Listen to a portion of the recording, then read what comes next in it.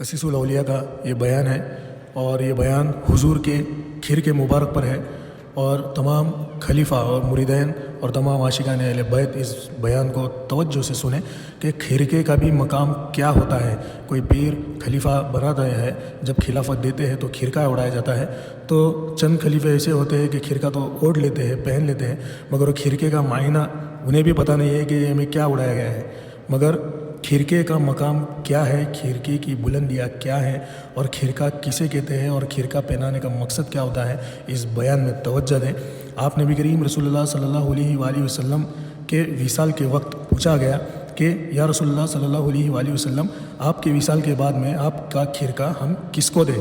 تو حضور اقدس صلی اللہ علیہ وآلہ وسلم نے فرمایا، میرا کھرکا میرے وصال کے بعد میں حضرت خواجہ اویس کرنی کو دیا جائے۔ اس مقصد کی بازآوری کے لیے سیدنا حضرت عمر فاروق اور حضرت مولا علی مشکل کشا کو تشریف لے گئے اور جمعہ کی نماز کے خطبے میں کہا، مسجد میں نجد سے تعلق رکھنے والے جتنے لوگ ہیں سب کھڑے ہو جائیں۔ یعنی کہ حضرت عمر بن فاروق اور حضرت علی مشکل کشا دونوں جمعہ کے دن نجد گئے، اور نجد میں جانے کے بعد میں ایک شہر ہے وہاں پہ کرن، وہاں پہ انہوں نے پوچھا مسجد میں کہ اویس کرنی کس کا نام ہے اور کون وہ شخص ہے؟ سب نے وہاں پہ جواب دیا کہ ہم اویس کرنی سے بالکل شناسا نہیں ہے، البتہ ایک دیوانہ ہے جو کہ لوگوں سے بیزار ہو گیا ہے اور ہر وقت ویرانوں میں رہتا ہے اور آبادی کی طرف بالکل نہیں آتا۔ حضرت عمر اور حضرت علی نے فرمایا،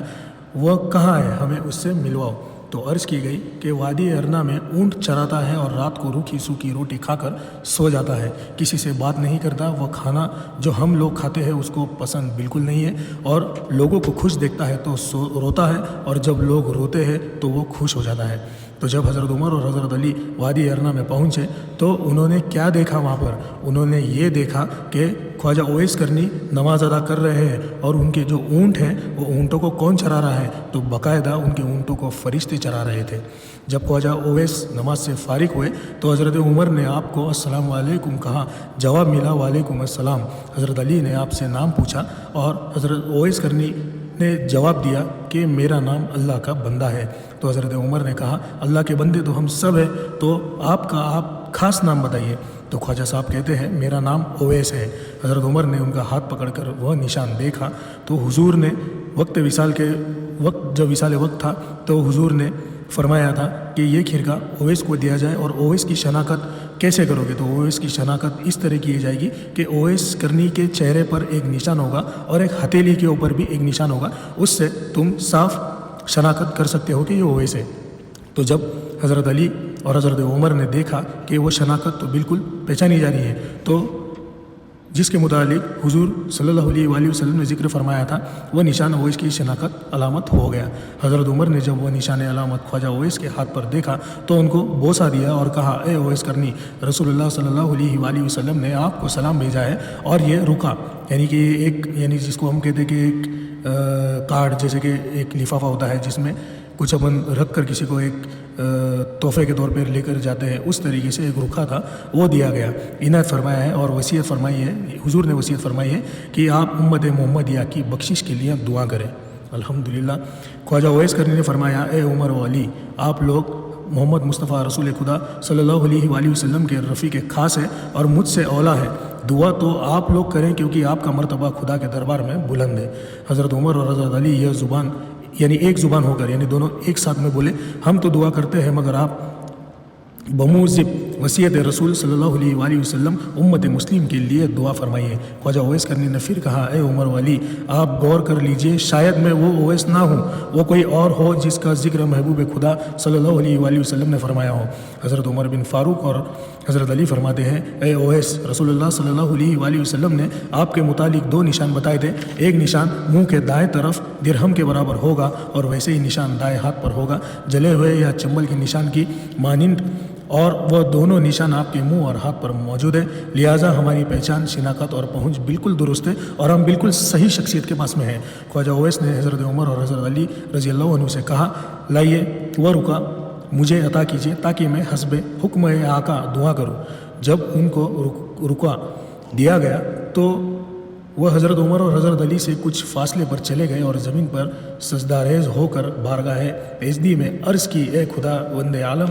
میں اس وقت تک رکا نہ پہنوں گا، یعنی میں تب تک وہ کھرکا نہیں پہنوں گا جب تک اے اللہ تو سرکار دو عالم کی ساری امت کو میری شفاعت پر بخش نہ دے گا۔ دیکھیے حضرت اویس کرنی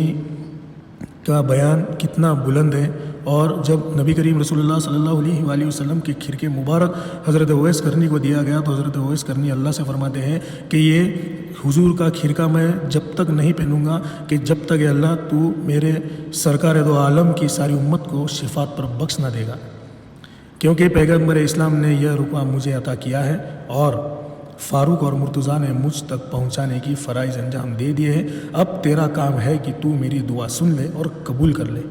اللہ تعالیٰ نے فرمایا، اویس، ہم نے تیری دعا کی برکت سے چند اشخاص کو تیری سفارش پر بخش دیا ہے۔ آپ نے پھر عرض کی، یا باری تعالیٰ، جب تک تو سب کو نہیں بخشے گا میں یہ کھرکا نہیں پہنوں گا۔ ندا آئی، میں نے کئی ہزار افراد بخش دیے۔ عرض کی، مولا، سب کو بخشوانا چاہتا ہوں۔ ابھی یہ کہہ سن ہو رہی تھی کہ حضرت عمر اور حضرت علی رضی اللہ عنہ آپ کے قریب چلے گئے۔ آپ دونوں کو خواجہ اویس کرنی نے کہا، آپ لوگ یہاں کیوں آ گئے؟ میرا اور خدا کا سلسلہ جاری تھا، آپ لوگوں کی آمد نہ ہوتی تو میں اس وقت تک یہ کھرکا نہیں پہنتا جب تک اپنے آقا کی ساری امت کو نہ بخشوا لیتا، اور مجھے پوری یقین تھا کہ حق تعالیٰ میری سفارش پر حضور کی امت کے ہر فرد کو بخش دے گا، بے شک بخش دے گا، کیونکہ حضرت اویس کرنی، حضرت خواجہ اویس کرنی رضی اللہ عنہ اتنے بڑے مقامات کے بزرگان دین ہیں کہ ان کی مثال، ان کی جو ساری دینی کتابیں ہیں ان کتابوں میں بھی ان کے مسائل، ان کے بیانات اتنے موجود ہیں کہ حضرت اویس کرنی کا مرتبہ اتنا بلند ہے کہ یہ بیان پر، یہ تو چھوٹا سا بیان ہے مگر اس سے آپ پتہ لگائیں کہ حضرت اویس کرنی کا مرتبہ کتنا بڑا ہے، جن سے آج اہل بیت جاری بھی ہے، اور حضور اقدس سرور کونین آقا دو جہاں رسول اللہ صلی اللہ علیہ وآلہ وسلم نے اپنے خود کا کھرکے مبارک حضرت علی کے ذریعے اور حضرت عمر بن فاروق کے ذریعے حضرت خواجہ اویس کرنی کو،